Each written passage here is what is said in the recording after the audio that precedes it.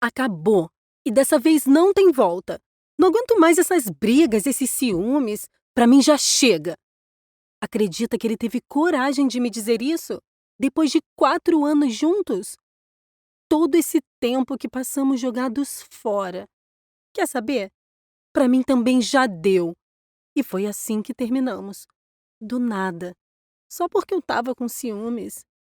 Daí veio a discussão, perdemos o controle, o respeito e tudo o que planejamos construir juntos. Incrível como essa história se repete. Foi assim com Lucas, com Diego e agora com Arthur. Com certeza o problema está nos homens. Todos iguais, só muda o nome. Bom, talvez. E você vai entender por quê. Algo dentro de mim me dizia que ele era a pessoa perfeita para compartilhar a vida. E ele também sentia isso. Era muito estranho como todo desentendimento se transformava em uma briga descontrolada. E no final, eram horas de rancor. E outra noite virados de costas um para o outro. E no outro dia, o arrependimento tomava conta. Vez em quando, algum pedido de desculpas e juras de não vai acontecer de novo. Mas pouco tempo depois, tudo se repetia. Até que isso nos cansou e deu no que deu.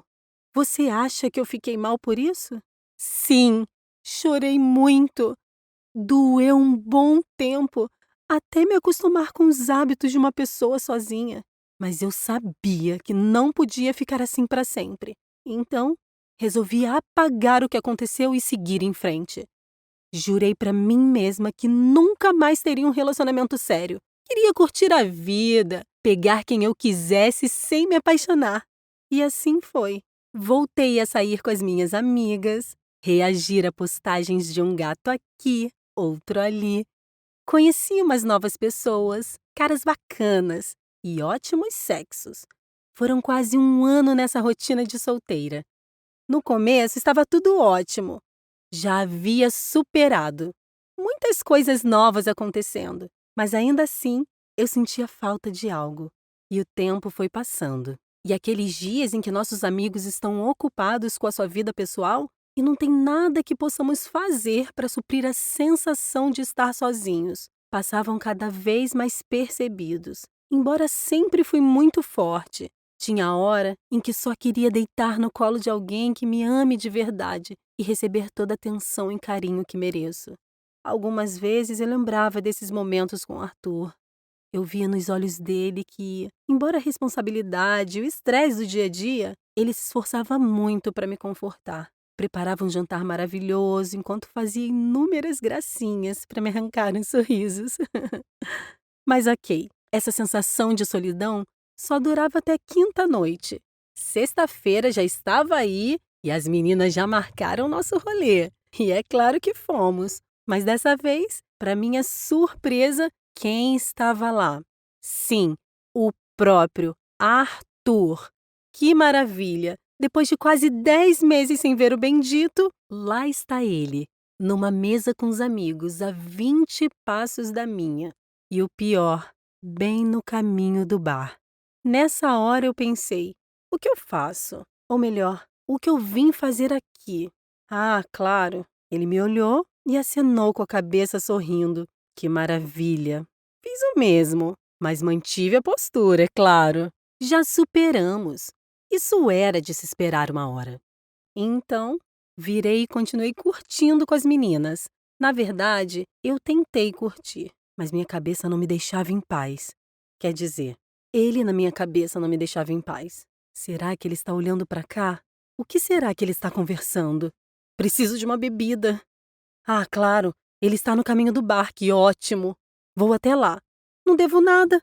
Caminhei disfarçadamente para não ser percebida. Mas lá estava ele com aquele sorriso angelical olhando para mim. Que raiva! Dessa vez devolvi um sorriso levemente sarcástico. E ele sorriu mais ainda. Como teve coragem? Só faltava vir e falar comigo. Não sei explicar o que senti na hora. Era uma mistura de raiva e, ao mesmo tempo, uma emoção boa de ter visto ele. Cheguei no balcão do bar, me segurando para não surtar. Olhei para a moça que atendia e falei: 2 doses de tequila e uma caipirinha de limão, por favor. Hoje eu encho a cara, mas não beberei daquela água. Virei as 2 tequilas, peguei minha caipirinha e caminhei firme até as meninas, sem olhar para ele. Consegui, por alguns minutos. Só que o problema é que a caipirinha acabou e eu quis buscar outra.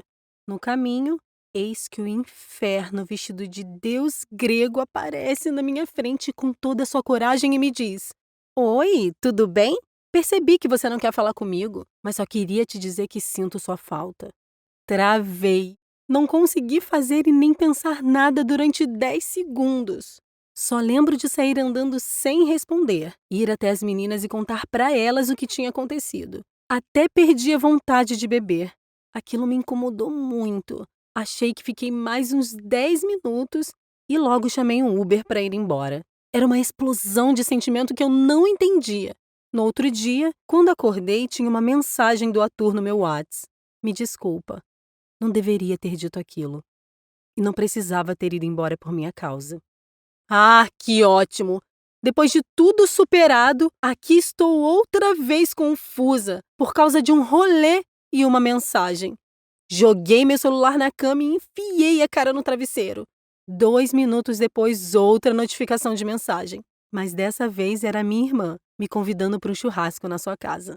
Pensei, tudo bem, vou curtir o dia com a minha família e esquecer o que aconteceu. E então, fui lá até a minha irmã. Chegando lá, cumprimentei todos e sentei no canto, um pouco distante dos familiares. O que tinha acontecido ontem à noite ainda me consumia. Ali comecei a refletir sobre os planos com Arthur, que não conseguimos cumprir. Enquanto observava os detalhes ao redor, meu sobrinho correndo na grama com o cachorro, minha irmã conversando com as suas amigas na beira da piscina, meu cunhado preparando churrasco e rindo com seus colegas de trabalho, tudo perfeito. Parecia cena de filme americano. Como se tudo que eles conquistaram hoje tivesse seguido como planejado. Foi aí que eu não consegui me segurar. Fui para dentro da casa tentando disfarçar as lágrimas no meu rosto. Sentei no sofá, coloquei a almofada na cara e desabei. Enquanto chorava, o medo de nunca ter uma vida assim me deixava ainda pior. Eu não queria pessoas passageiras na minha vida, onde eu sempre vou esperar o fim a qualquer momento, sem conseguir me entregar confiante e construir uma vida perfeita a 2. Mas enquanto eu chorava, minha irmã percebeu, lá de fora, que eu não estava bem e veio conversar comigo. Daí, eu contei para ela tudo o que aconteceu, desde o término, as curtições, os relacionamentos passados, o que eu realmente desejava, tudo. E foi o meu melhor desabafo. Ela me deu um abraço tão gostoso e começou a me contar sobre a sua jornada na vida 2.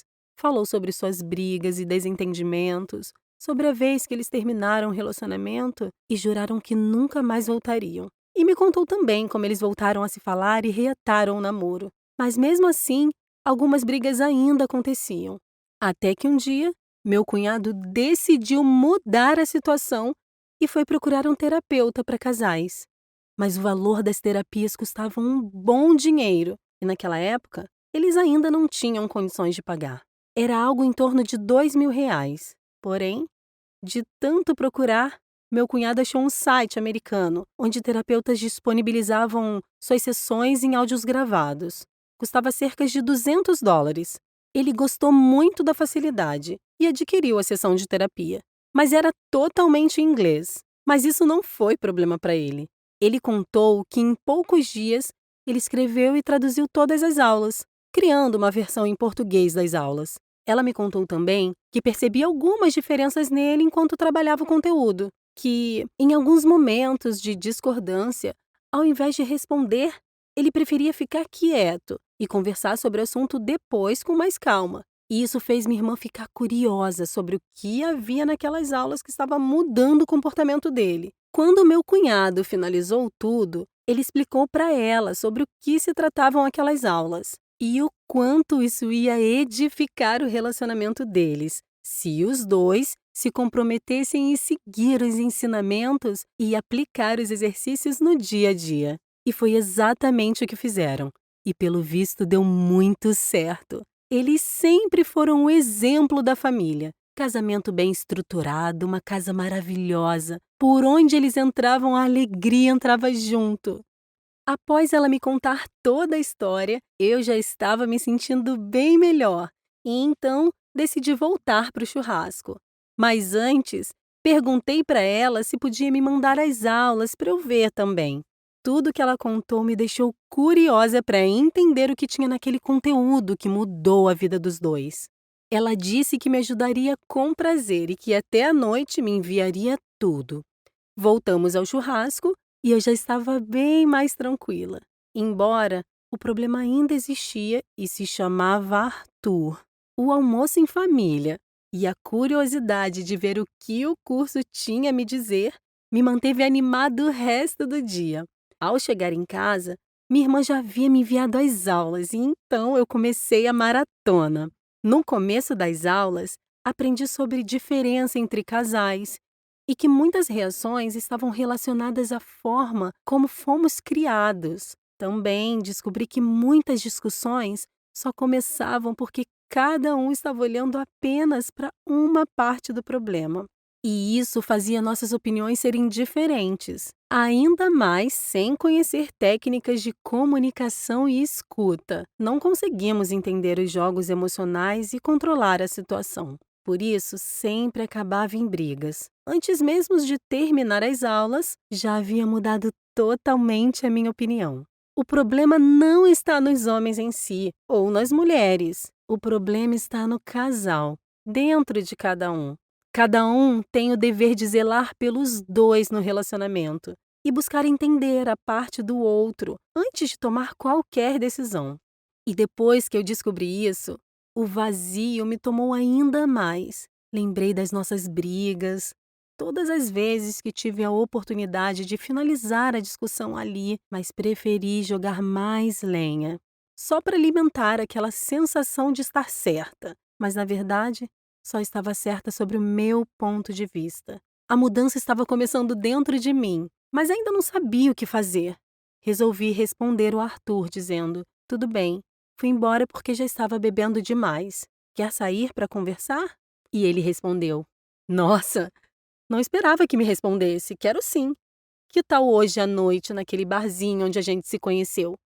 E eu disse: ok, te encontro lá às 9.